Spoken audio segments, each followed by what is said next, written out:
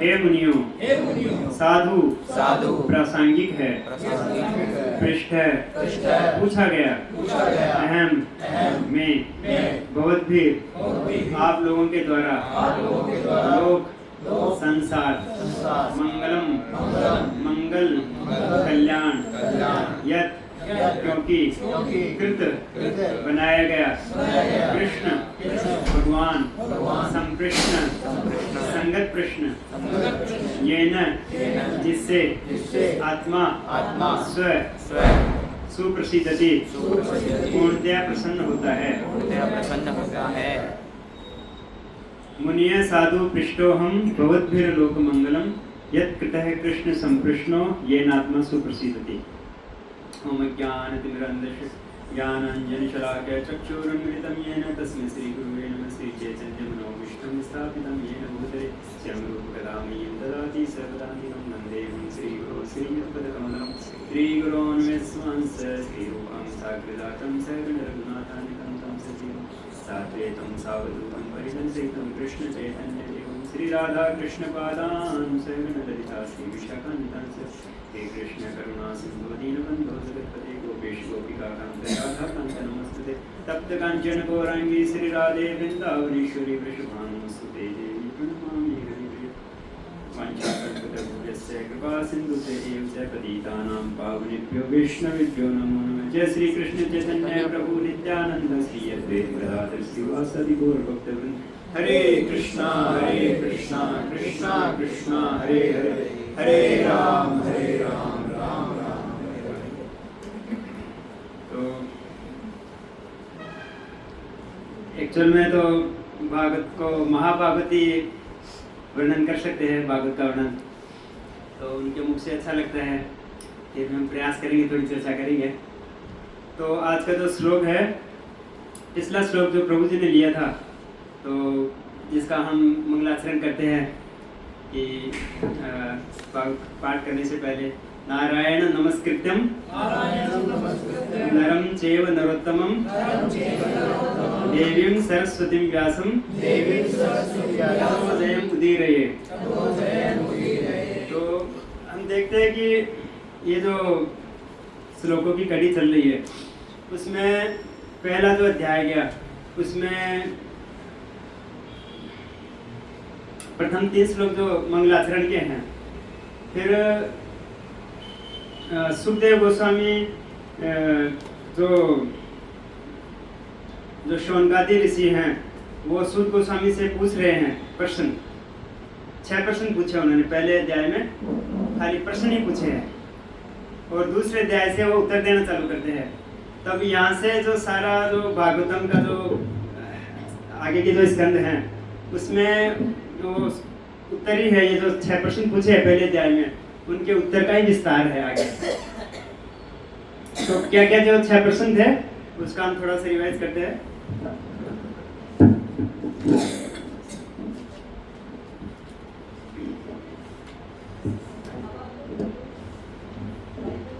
तो 6 प्रश्न कौन कौन से थे, किसको याद है? पूरे 6 के 6 माता जी को याद है और किसी को याद है? तो क्योंकि 6 प्रश्न जो है वो बहुत महत्वपूर्ण है हम सब के लिए। तो उसमें माता जी बताइए, एक आप बताइए, एक बताइए, सब मत बताना।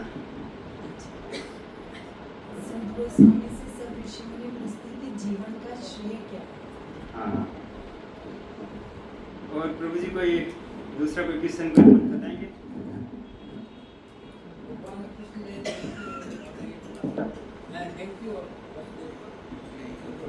उनके पुत्र रूप में क्यों जन्म लिया? और प्रभु जी, सुरेश जी, हरिचंद्र प्रभु, प्रश्न 6 प्रश्न में कोई एक प्रश्न। भगवान कृष्ण ने क्यों जन्म लिया? हाँ, वो नहीं बताया। हमें सार बताइए। हमको जीवन का सार बताइए। तो ये 6 प्रश्न हमारे एकदम याद हो जाने चाहिए। 6 प्रश्न जैसे इसमें एक क्वेश्चन प्रभु जी ने बताया, तो एक क्वेश्चन है कि जो मरणासन व्यक्ति है, जिसका मृत्यु निकट है अभी, तो उसको मालूम पड़ गया कि मेरी मृत्यु आने वाली है। मरणासन व्यक्ति के लिए परम कल्याणकारी कार्य क्या है, परम श्रेय? दूसरा है कि जो सभी मनुष्यों के लिए कल्याणकारी कार्य क्या है, करने योग्य। और तीसरा है कि भगवान कृष्ण ने, बलराम जी ने माता देवकी के गर्भ से क्यों जन्म लिया है। और चौथा है कि भगवान के असंख्य अवतार हैं, उन अवतारों का वर्णन कीजिए। और पांचवा है जो यह है कि अवतार आए और लीला के अवतार। वो तो हो गया भगवान कृष्ण अन्य अवतारों की लीला को वर्णन किया। और जब भगवान कृष्ण इस तरह से चले गए तो धर्म और ज्ञान ने किसका सहारा लिया। जब भगवान थे तब तक तो धर्म उनके आश्रय में था, अब भगवान चले गए तो धर्म ने किसका आश्रय लिया। और पांचवा प्रश्न है कि सभी शास्त्रों का सार कह सुनाइए। सभी शास्त्र, इतने सारे शास्त्र हैं, वेद पुराण उपनिषद संहिताएं और उसके पूरक अनेक शास्त्र होते हैं, श्रुति स्मृति पुराण आदि। तो उन शास्त्रों को हम इस जीवन भर में पढ़ेंगे तो पढ़ नहीं पाएंगे। तो उन शास्त्रों का सार क्या है वो हमको शॉर्ट में बता दीजिए, क्योंकि हमारा जीवन बहुत छोटा है। प्रायण अल्पायुषा सभ्या जन अस्मिन कलयुगे मंदा सुमंद मतया मंद भाग्य उपदता। कि इस कलयुग में सभी लोगों का जीवन एक तो छोटा है, क्योंकि सतयुग में कितना उम्र होता था, 1,00,000 साल का। फिर जो त्रेता युग आया उसमें 10% रह गया, यानी 10,000 साल का उम्र था। फिर जो द्वापर युग आया उसमें उसका 10% रह गया, तो 1,000 साल की उम्र था। और अभी कलयुग में उसका 10% रह गया, मन 100 साल का ही रह गया। अब 100 साल भी पूरे नहीं है, 70-80 एक एवरेज हो गया है। तो इतने छोटी सी उम्र में हम ये सब इतना सब नहीं पढ़ सकते हैं और इतना सब कार्य नहीं कर सकते जो यज्ञ तपस्या दान था। तो आप हमको वो बता दीजिए जो एक जब परीक्षा में कोई पढ़ने जाता है, एग्जाम देने जाता है, तो वो एक आती है पुस्तिका, उसको क्या बोलते हैं, गेस्ट पेपर बोलते थे हम तो वो एक पत्रिका आती थी। तो वो पत्रिका से वो मुख्य पॉइंट रहते थे उसमें, उसको पढ़ के पास हो जाते थे। तो ऐसे बताइए कि हम इस भवसागर से तर जाएं ऐसे पढ़ के।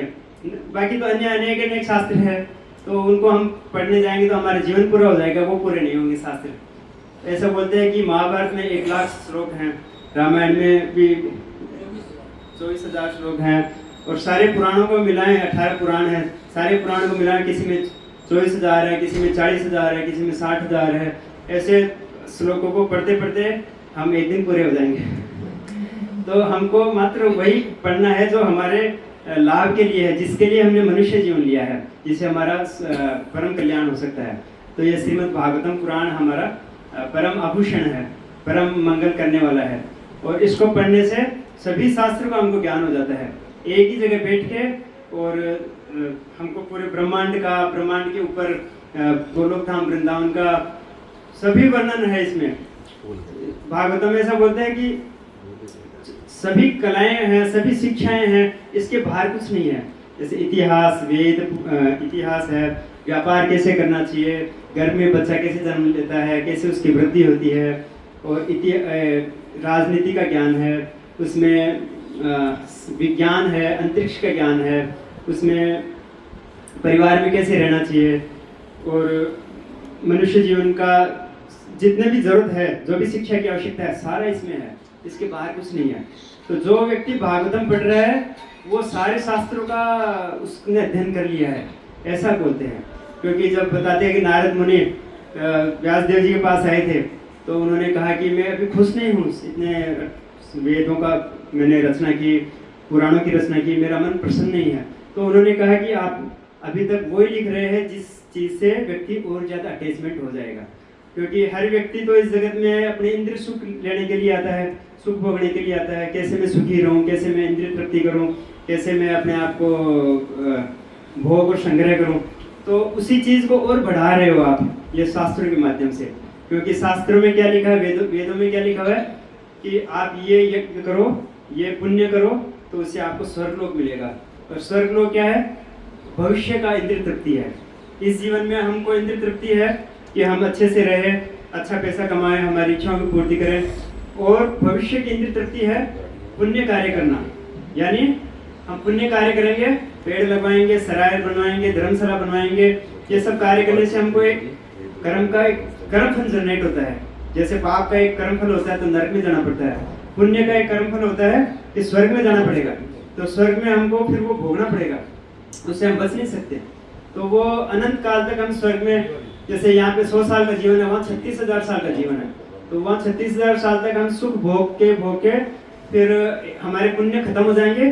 तेतम भुक्त्वा स्वर्ग लोकम विशालम क्षीणे पुण्य मृत्य लोकम विशंति, तो वो हमको वापस पृथ्वी पे डाल दिया जाएगा कि चलो अब आपका बैलेंस खत्म हो गया है। जैसे हमारा मोबाइल में रिचार्ज करवाते हैं, बैलेंस खत्म हो जाता है, तो उसके बाद में वापस हमको रिचार्ज कराना पड़ता है, फिर वापस हमको इस जन्म में आके, ऐसे ही है। आ ब्रह्म भुवनालोका पुनरावर्ती अर्जुन मामु पेते तो कौन थे पुनर्जन्म विद्यते।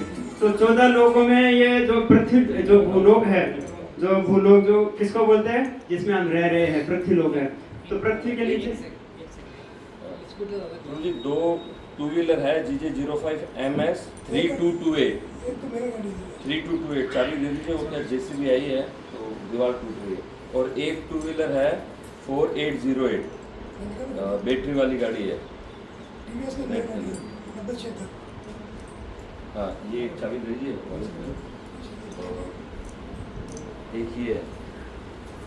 हरे कृष्णा नहीं, हरे 3228 कृष्णा कृष्णा कृष्णा हरे हरे, हरे राम राम राम हरे कृष्णा कृष्णा कृष्णा कृष्णा हरे राम राम। तो ये हमारे पृथ्वी के नीचे 7 लोग हैं, पृथ्वी के ऊपर भी हमारे भूलोक के ऊपर 6 लोग हैं। ऊपर के लोगों को जैसे जैसे उनका पुण्य होते हैं वैसे वैसे जीवन की उच्च अवस्थाएं होती है। यहाँ हम बहुत high standard, living high standard में रह रहे हैं, तो ये कुछ भी नहीं है स्वर्गलोक के वासियों के लिए। जैसे हम नीचे देखेंगे तो ये पृथ्वी के सामने वो और भी हल्की कैटेगरी रहती है, जिसमें पाताल लोक भी आते हैं, रसातल, अतल, वितल, सुतल, रसातल, पाताल। तो पृथ्वी लोक ऐसा है कि यहाँ पे सुख और दुख दोनों है।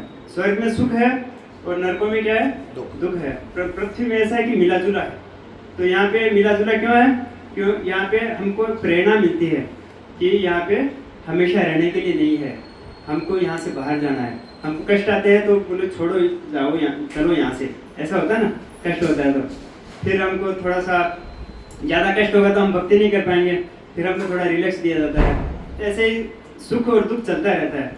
कोई भी व्यक्ति ऐसा नहीं है इस जगत में कि एक भी व्यक्ति ऐसा बोल सके मैं पूर्ण रूप से सुखी हूँ, उसको कोई कष्ट नहीं है।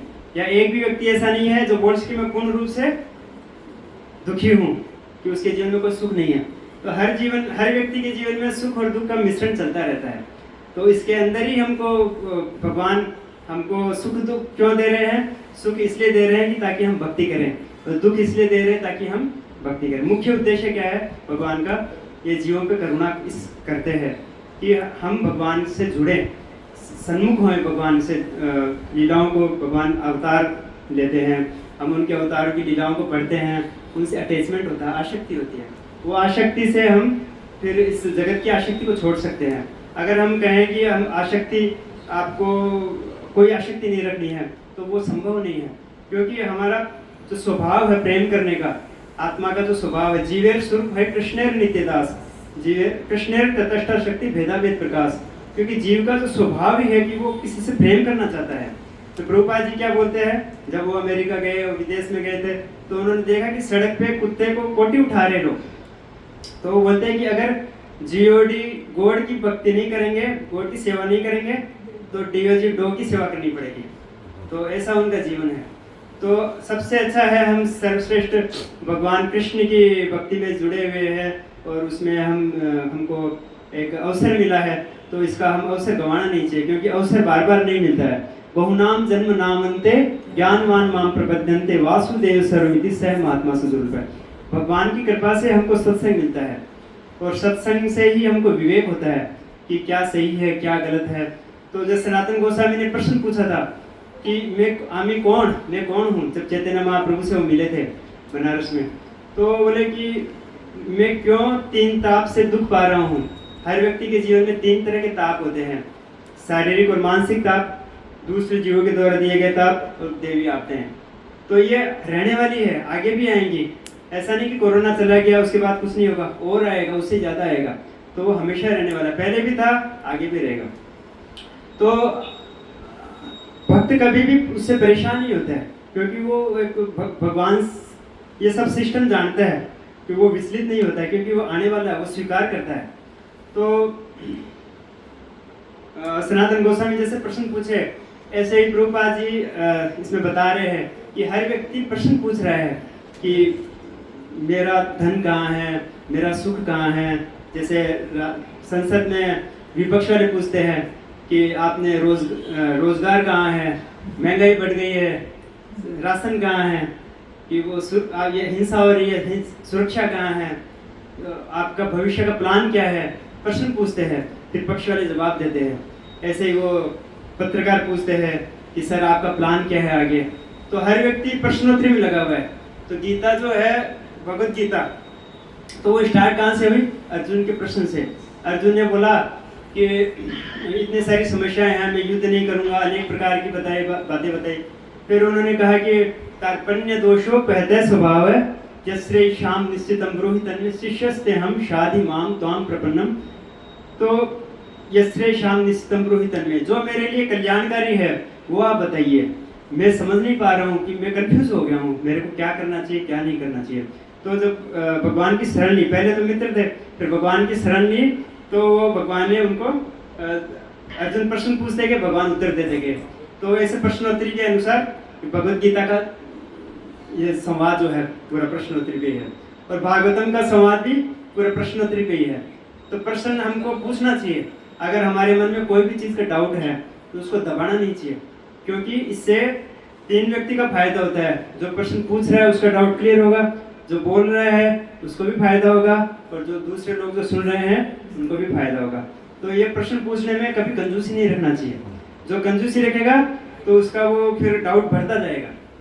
ऐसा नहीं सोचना चाहिए कि मैं तो इतने साल से हो गया, मैं तो इतना बड़ा हूँ, इतना पंडित हो गया हूँ, तो मैं अभी इसको छोटी सी बात कैसे पूछूं, तो लोग क्या समझेंगे। तो ऐसा नहीं समझना चाहिए। हमको हमेशा प्रश्न पूछने में निसंकोच रहना चाहिए। तो आइटम आपकी एक बात पे काम हो रहा है। तो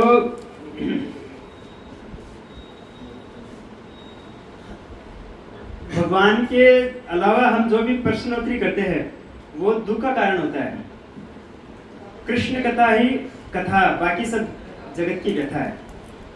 भागवत में एक श्लोक आता है कि श्रोतव्यादि राजेंद्र नृणाम संति सहस्त्रश अपश्यन आत्मतत्त्वं ग्रहेषु ग्रहवेदिनाम।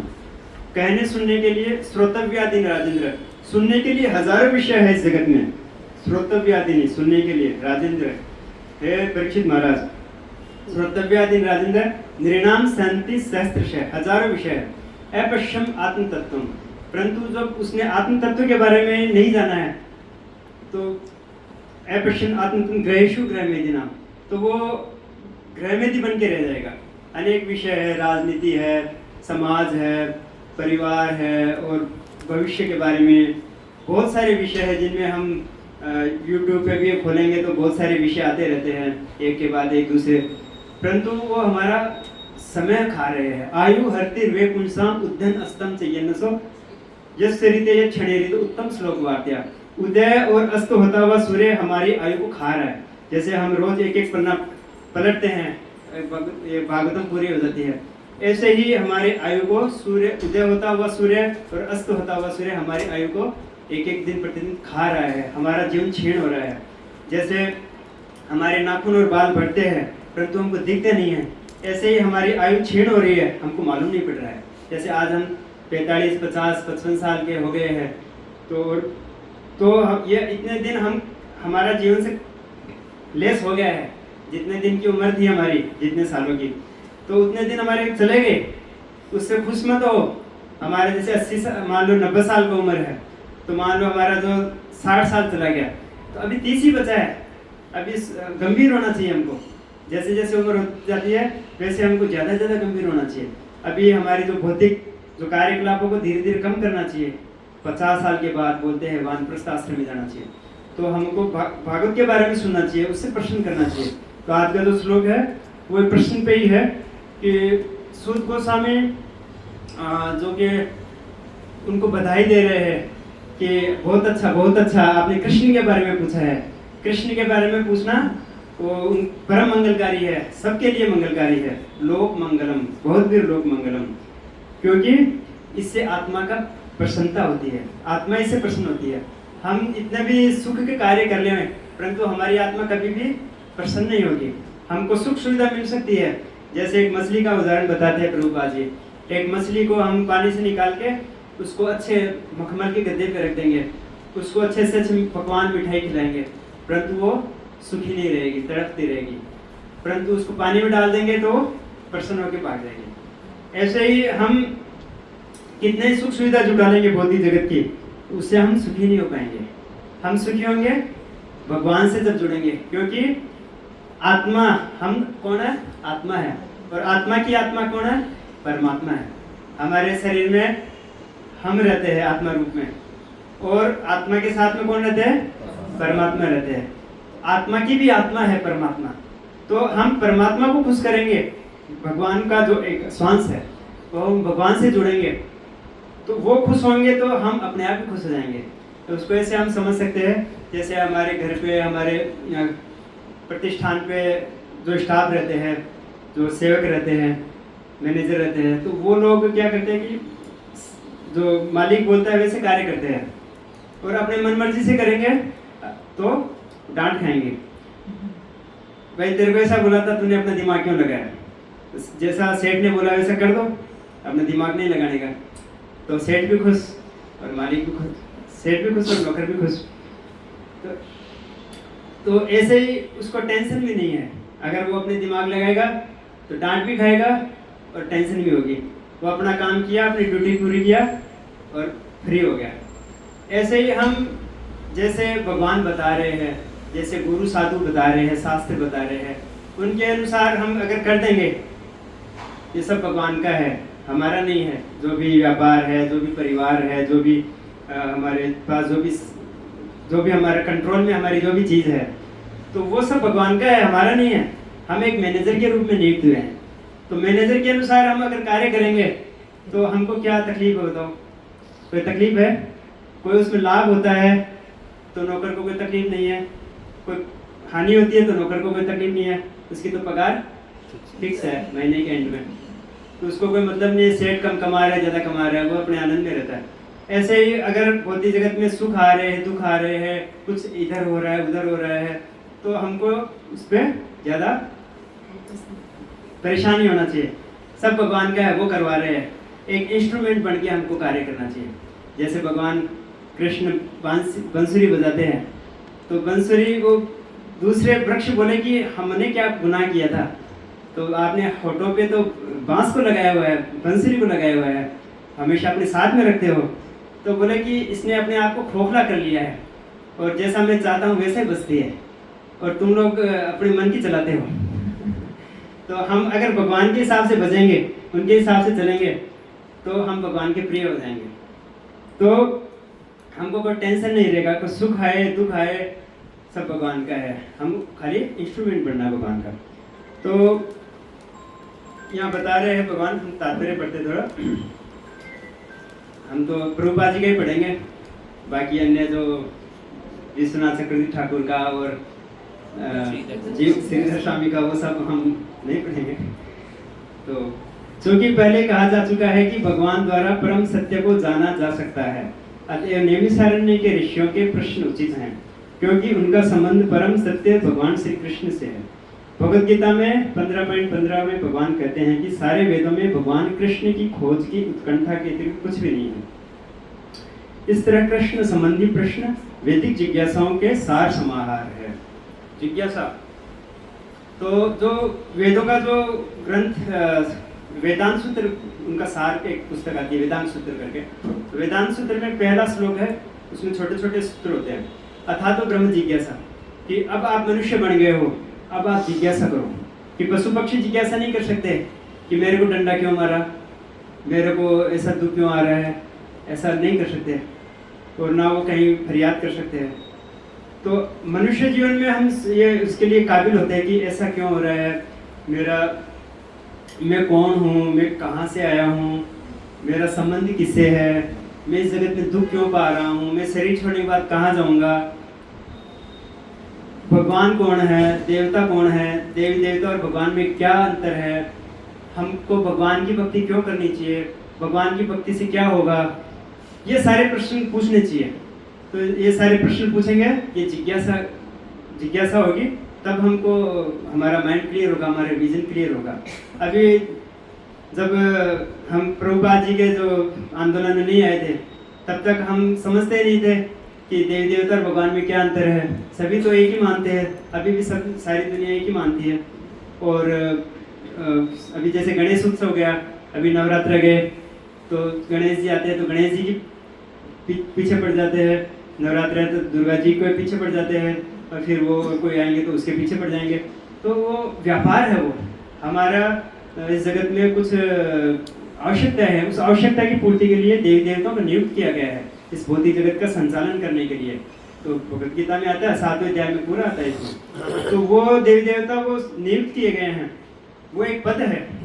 वो फिर उनका देवी देवता जब चले जाएंगे, जब उनका समय पूरा हो जाएगा, तो दूसरे कल्प में फिर दूसरे देवता आएंगे वो पद संभालने के लिए। जैसे एक गणेश का पद है, जैसे एक इंद्र का पद है, तो वो पद संभालने के लिए दूसरे व्यक्ति आते हैं। जैसे सूर्यदेव अभी विवस्वान है, उसके बाद में विवस्वत मनु है, विवस्वान के पुत्र विवस्वत मनु है।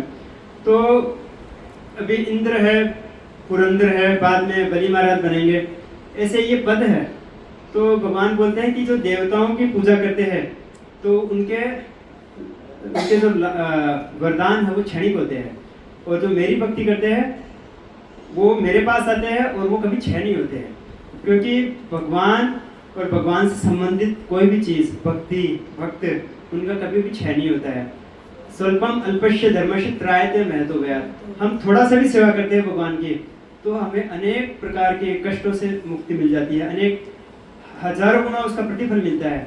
और इस भौतिक जगत में हम अगर किसी का भी कुछ भी देवी देवताओं की या अन्य व्यक्तियों की हम थोड़ा भी कुछ अच्छा करते हैं, उनके लिए सेवा करते हैं, तो हम कभी भी खुश नहीं रहते। ना तो वो जिसकी सेवा कर रहे हैं वो खुश होगा, ना हमारी आत्मा खुश होगी, क्योंकि हम अविधि पूर्वक भगवान की पूजा कर रहे हैं। भगवान गीता में बोलते हैं कि ये भी अन्य देवता भक्ते यजन्ते श्रद्धान्विता तेपि मामेव कौन्ते यजन्ते अविधि पूर्वकम। अगर कोई व्यक्ति मुख में भोजन ले रहा है तो इसका अर्थ है कि वो हमारे सारा शरीर स्वस्थ हो जाएगा, और कोई जड़ में पानी डाल रहा है तो पूरा वृक्ष हरा भरा हो जाएगा। अगर हम देवी देवता की पूजा करते हैं तो भगवान क्या बोलते हैं, ये भी मेरी ही पूजा है परंतु अविधि पूर्वक है, उससे मैं प्रसन्न नहीं होता हूँ। तो 4 प्रकार के लोग भगवान बोलते हैं, चतुर्विद्या भजन्ते माम जना सुकृतिनोर्जुन। 4 प्रकार के लोग मेरी भक्ति करते हैं, जो दुखी है किसी भी कारण से, जिनको धन की आवश्यकता है, और जो जिज्ञासा है, और जो ज्ञानी है। फिर भगवान बोलते हैं उससे भी ऊपर एक कैटेगरी है जो शुद्ध भक्ति की है, वो भगवान उसको अप्रिशिएट करते हैं कि वो असली भक्ति वो है। उस धीरे धीरे वो लोग आएंगे। भगवान बोलते हैं कि अगर आपकी कामना है तो भी मेरे पास आओ, देवताओं के पास मत जाओ, मैं उसको पूरी करूंगा, क्योंकि वो भी मेरे से ही लेके देते हैं। तो वो एजेंट को बीच में से हटा दो, देवी देवता भी खुश हो जाएंगे।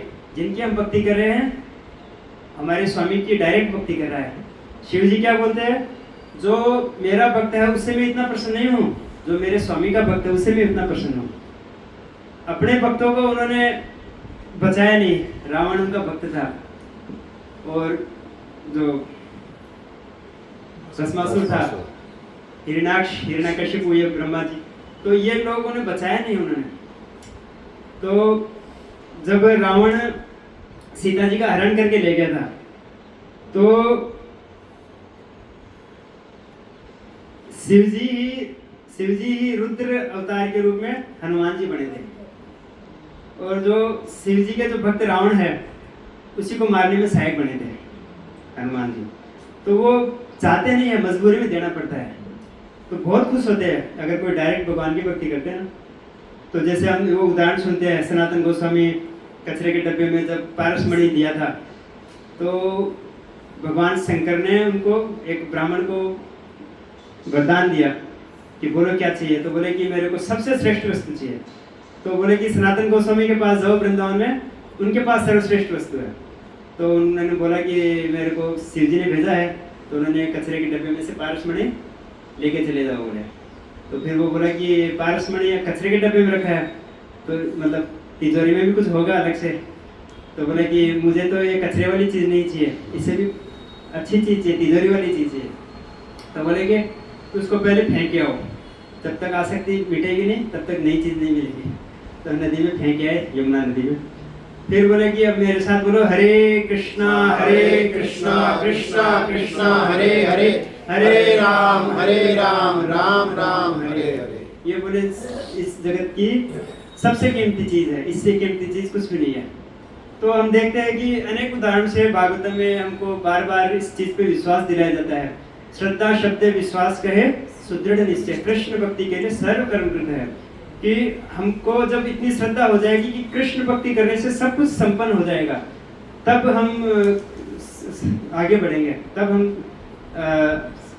श्रद्धा से आगे बढ़ेंगे। श्रद्धा के से आगे 9 स्टेज होती है, श्रद्धा, आदो श्रद्धा, ततो साधु संग, भजन, अनर्थ निवृत्ति।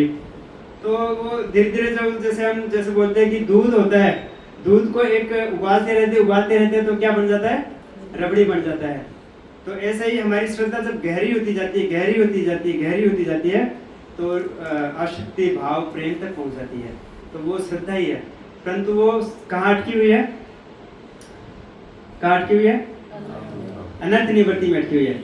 हमारा अनर्थ नहीं जा रहा है, हमारा भजन क्रिया भी हो रही है, गुरु से दीक्षा भी ले ली है और माला भी जप कर रहे हैं, परंतु अनर्थ नहीं जा रहा है हमारा। तो अनर्थ कैसे जाएगा, प्रचुर प्रमाण में सुनना पड़ेगा, बार बार सुनना पड़ेगा।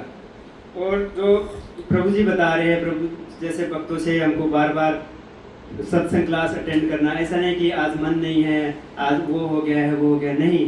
प्रचुर प्रमाण में हमारा रोग का समाधान कैसे होगा, जब उसका पूरा ट्रीटमेंट लेंगे हम। जैसे वो किसी का वो टीबी हो जाता है किसी को, या किसी को कुत्ता काट लेता है, तो उसका एक कोर्स करना पड़ता है। तो वो कोर्स पूरा नहीं करेंगे तो वापस कीटाणु हो जाएंगे। ऐसे ही हमारे भौतिक जगत के जो प्रकृति के 3 गुणों के हमारा दूषण है। हम सभी भक्ति में आए हैं, परंतु भक्ति में आने के बाद भी क्या होता है कि चैतन्य ये देवहूति माता को कपिल देव बताते हैं 3रे अध्याय में कि अपने प्रकृति के 3 गुणों के अनुसार जो व्यक्ति भक्ति कर रहा है, उसके अनुसार वो भक्ति के 3 रूप हो जाते हैं। भक्ति अपने आप में शुद्ध सत्व है, परंतु जैसे किसी की इच्छा है कि मेरे को ये रजोगुणी व्यक्ति क्या करता है कि खूब बड़े बड़े यज्ञ करता है, खूब अच्छे आयोजन करते हैं और सम्मान चाहते हैं और बड़े बड़े लोगों को बुलाते हैं, तो वो एक रजोगुणी भक्ति हो गई है। उससे सब क्या मिला, सम्मान, प्रतिष्ठा और कुछ जगत में फायदा, कोई भी आर्थिक रूप से। और तमोगुणी व्यक्ति है जो तमोगुण में रहता है, अंधकार में रहता है, उसका तो कुछ विचार ही नहीं है क्या करना चाहिए क्या नहीं करना चाहिए। वो किसी की भी पूजा कर लेता है, कौन देवता है कौन भगवान है, वो तो किसी भी व्यक्ति की भी पूजा कर लेता है।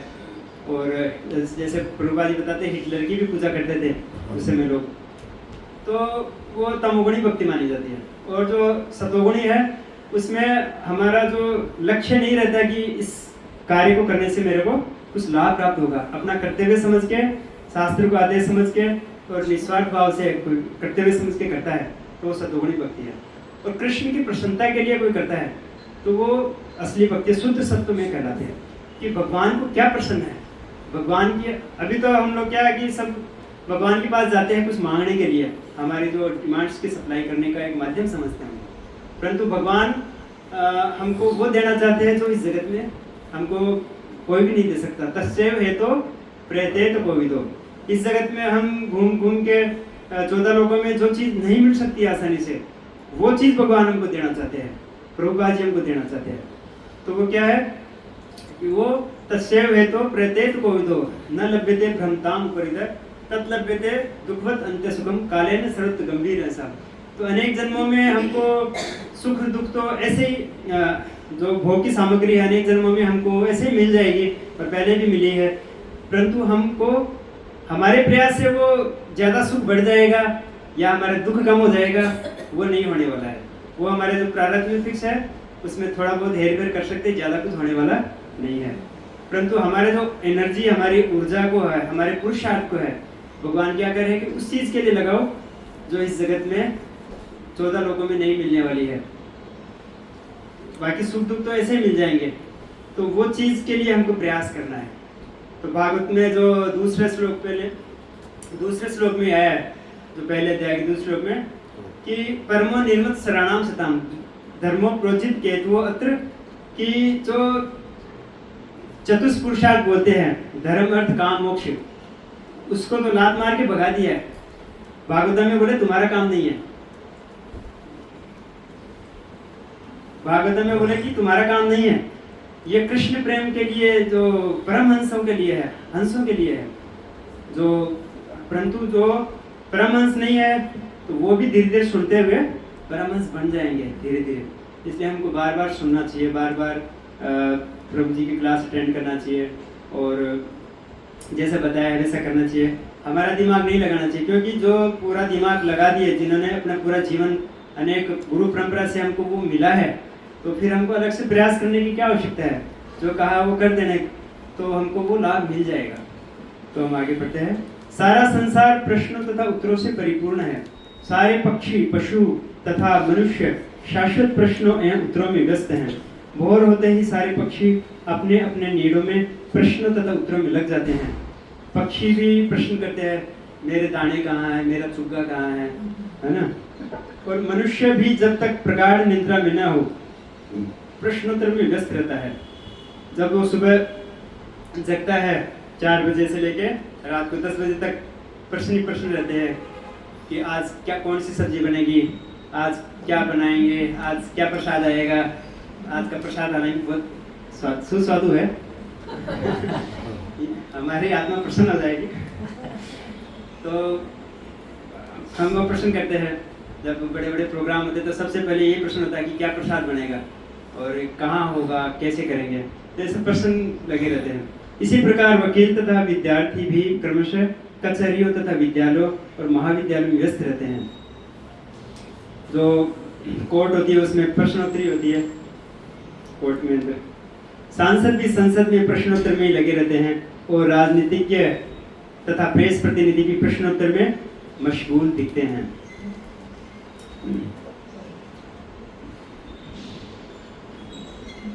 एक बार प्रभुपाद जी एक सभा में लेक्चर दे रहे थे, तो एक व्यक्ति खड़ा होकर पूछा कि प्रभुपाद जी आप वो सब तत्व के बारे में ज्यादा बोलते हैं, तत्व तत्व तत्व ये ज्ञान ज्यादा दे रहे हैं आप, परंतु जब दूसरे जो उन्होंने नाम बोला किसी का कि जो विदेश में थे उस समय, कि आप क्या नाम था, कोई दूसरे जो एक संत है, महाराज है, तो वो तो उनके पास जाते हैं तो बड़ा अच्छा लगता है ऐसा। गुरुपाद बोले क्या अच्छा लगता है, बस ऐसे अच्छी फीलिंग आती है और रोमांच होता है और इतना सब ज्ञान नहीं देते हैं। तो बोले क्या होता क्या है ऐसा, तो बोले जैसे एक बिजली का करंट सा आता है ऐसा। तो प्रभुपाद जी बोले कि मैं भी दे सकता हूँ, उसमें क्या है, आओ मेरे पास।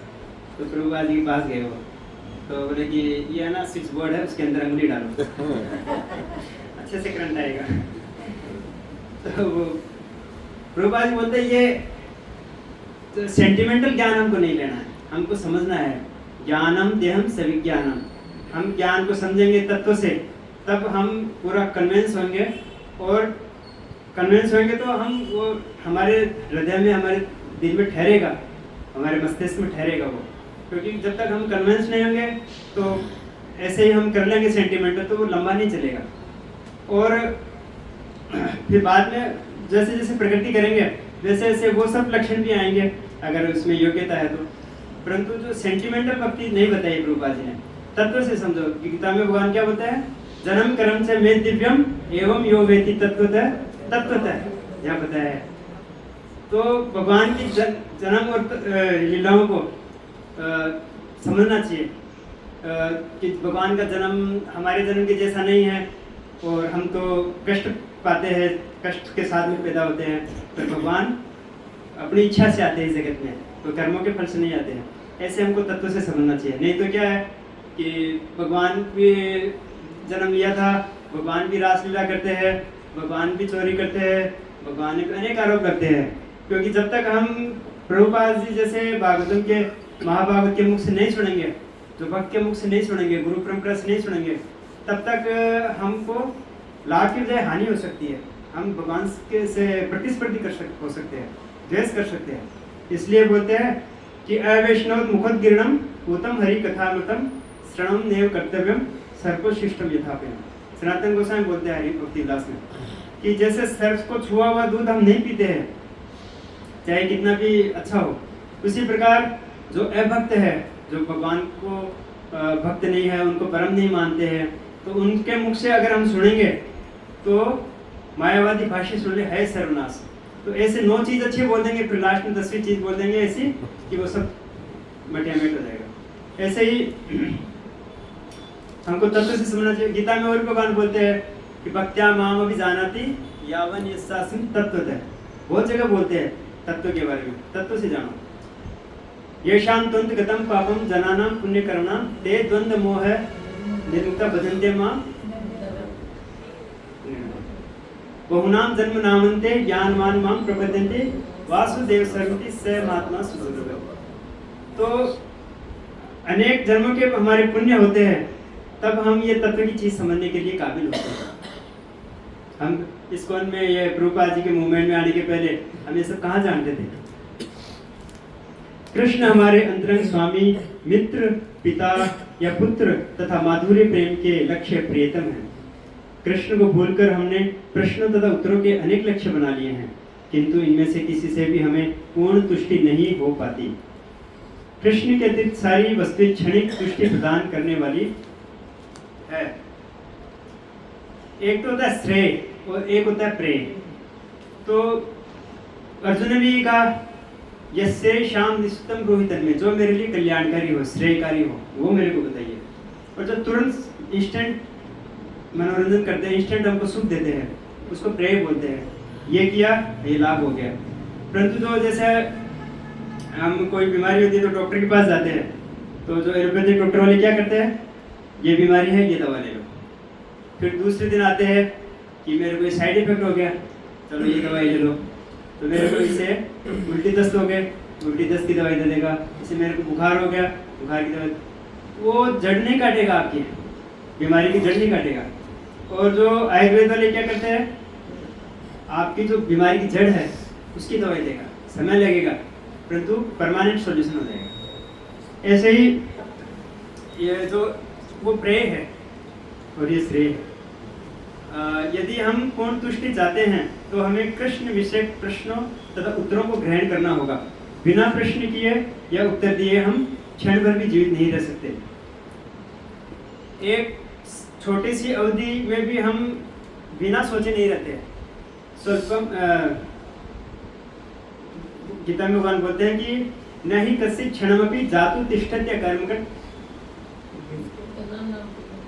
जातु तिष्ठत्य कर्म, क्योंकि एक क्षण भी हम बिना कर्म के नहीं रह सकते। जो सोचना भी एक कर्म है। तो जब हम भगवान के बारे में पढ़ेंगे नहीं, सुनेंगे नहीं, भागवत नहीं पढ़ेंगे, तब तक भगवान का विचार कैसे आएगा? जब तक कोई नए व्यक्ति को बोले भाई तू भाई 2 मिनट भगवान के बारे में बोल, तो वो नहीं बोल पाएगा क्योंकि उसने कभी सुना नहीं है। तो भक्त होगा वो आसानी से बोल देगा भगवान के बारे में, क्योंकि वो सुन रहा है बारंबार और वो पढ़ रहा है। तो ये जो भगवान लीलाएं क्यों करते हैं? हमारे लिए करते हैं कि ताकि हम उनका, जैसे भगवान अभी कार्तिक मास आने वाला है, कार्तिक मास में भगवान दामोदर की लीला हुई है। तो जैसे भगवान माखन चुरा के भागते हैं, माता यशोदा ने उनको रस्सी से बांध देते हैं, उनके पेट पे रस्सी लगा के, तो उनका नाम पड़ गया दामोदर।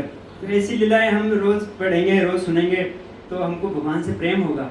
यही जीवन का लक्ष्य है कि भगवान से प्रेम हो।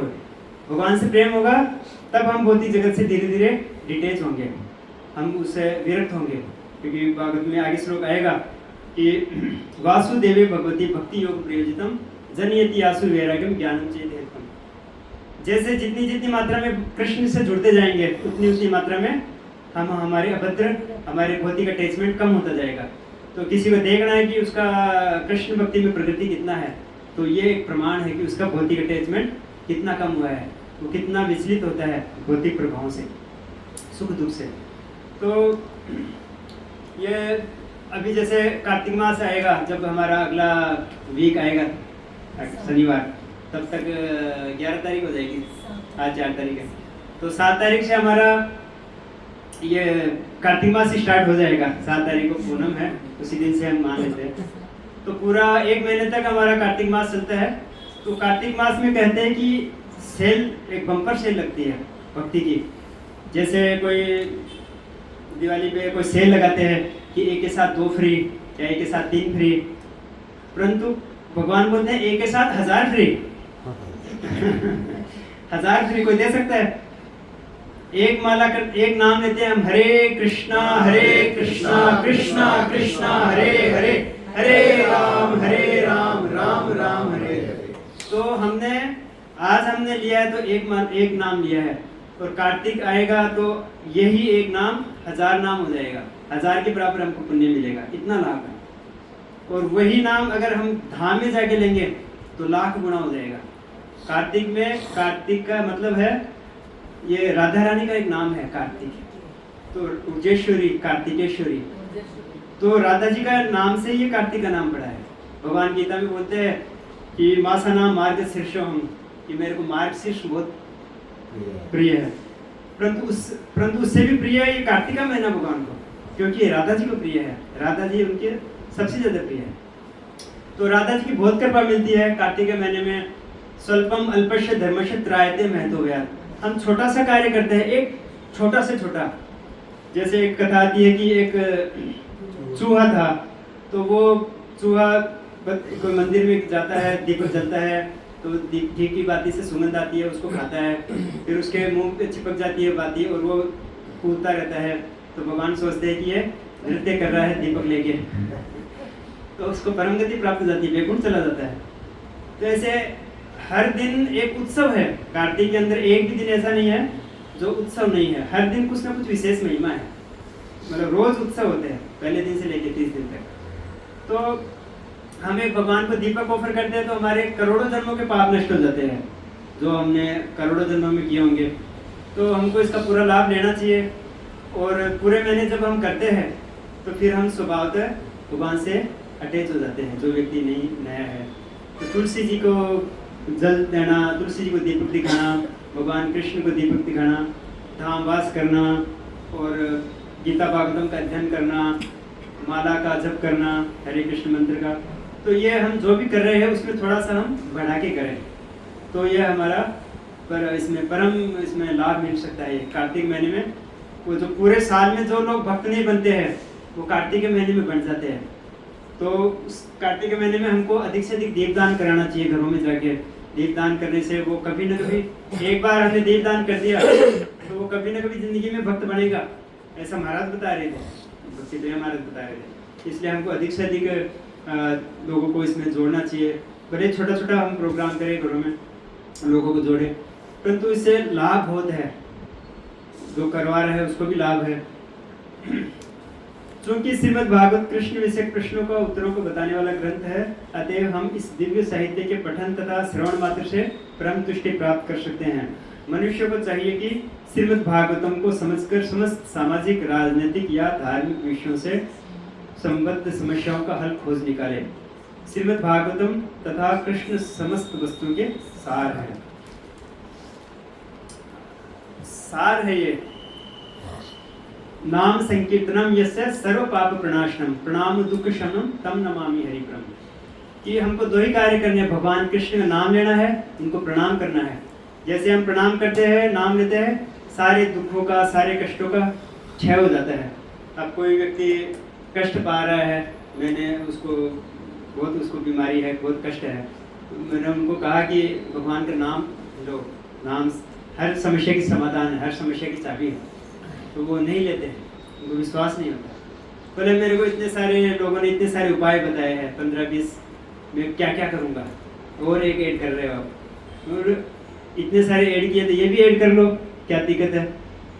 तो बोले नहीं, मेरे से नहीं होगा, जिंदगी भर वो परेशान रहेंगे परंतु नाम नहीं लेंगे। जो चीज़ से समस्या का समाधान निकलेगा वो नहीं करेंगे, बाकी सब कार्य करेंगे, तो समस्या का समाधान कैसे होगा? समस्या का समाधान मात्र और मात्र भगवान कृष्ण की भक्ति से ही होगा। दूसरे सब टेम्परेरी है, क्योंकि हम उनके अंश हैं। हम उनसे जुड़े बिना सुखी हो ही नहीं सकते हैं। हम पार्ट और पार्सल है उनके। अगर हम दूसरी कार्य करते हैं तो हम श्रम योग ही केवल है, हमारी आत्मा कभी प्रसन्न नहीं होगी। इसमें बताया ना कि कृष्ण संबंधी प्रश्न पूछा है आपने, इसलिए लोक मंगल के लिए है और सभी लोगों को आत्मा प्रसन्न होने के लिए, सभी लोगों की आत्मा प्रसन्न होगी इससे। इसलिए इसका वो अप्रिशिएट किया सूत गोस्वामी ने, बहुत साधु बहुत अच्छा प्रश्न किया। हरे कृष्णा हरे कृष्णा कृष्णा कृष्णा हरे हरे, हरे राम राम राम हरे हरे। तो कौन प्रश्न पूछने वाला है? आपको इतना अच्छा बता दिया कि प्रश्न पूछने की जरूरत नहीं। बहुत भी लोक मंगल के लिए भी पूछना चाहिए, क्योंकि जब भक्तों की जो संगति होती है उसमें भगवान बोलते हैं कि मत चित्तागत मत प्राणा बोधयन्त परस्परम। भगवान बहुत प्रसन्न होते हैं कि मेरे भक्त मिलते हैं तो आपस में मेरे बारे में चर्चा चलाते हैं। ऐसा नहीं कि कोई ज्ञानी है या कोई मूर्ख है या कोई बोल रहा है या सुन रहा है तो सुनने वाले को ज़्यादा लाभ मिलता है, ऐसा कहा गया है। तो ऐसा नहीं समझना चाहिए कि भाई मैं तो ऐसा हो गया हूँ या मेरे को ऐसा ज़्यादा है।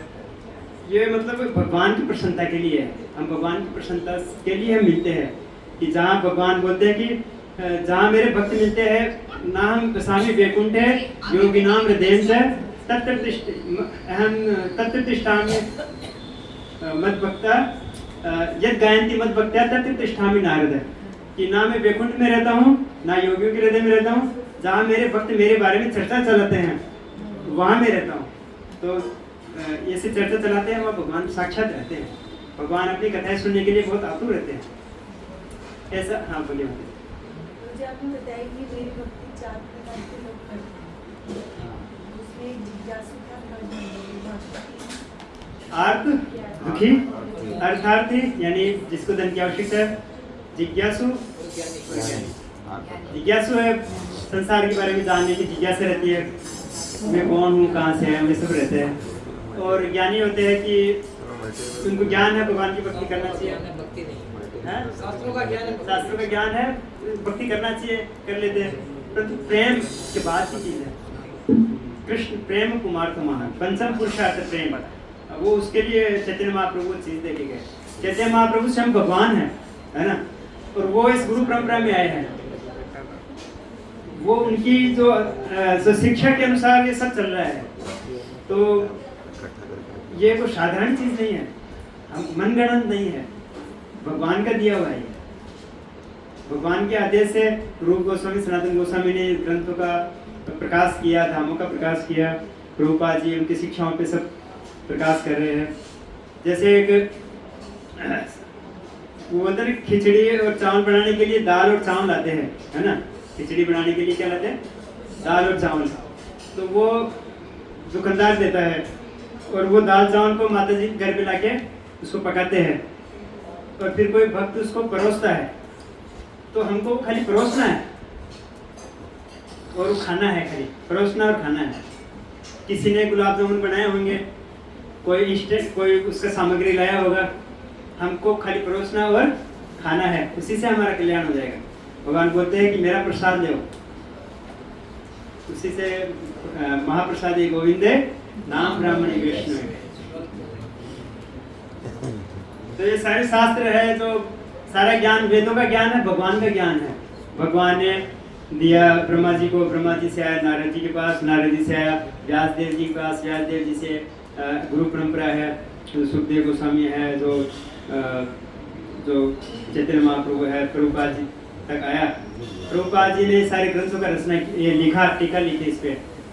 फिर वो टीका को खाली हमको पढ़ना है और क्या करना है, हमको कोई लिखना नहीं है, हमको कोई कुछ करना नहीं है, खाली पढ़ना है और उसके अनुसार आचरण करना है और लोगों को बताना है कि आप भी पढ़िए, इसी से हमारा कल्याण हो जाएगा। हरे कृष्ण। हरे कृष्णा। बहुत सुंदर प्रवचन प्रभु जी ने दिया। प्रभु जी हमारे हरिंद्रनाथ प्रभु के रत्नों की में से एक है और बहुत अच्छा अध्ययन रखते हैं। और आज इन्होंने भागवतम और भगवान के विषय के अंदर में बहुत अच्छा हमको समझाया और कार्तिक मास की महिमा के विषय में भी बताया है कि 1000 गुना फल होता है। तो हमको प्रेरित होकर के इस कार्तिक मास में तुलसी जी को जल और दीपक दिखाना चाहिए, भगवान कृष्ण को दीपक दिखाना चाहिए दामोदर अष्टक के साथ में। हरे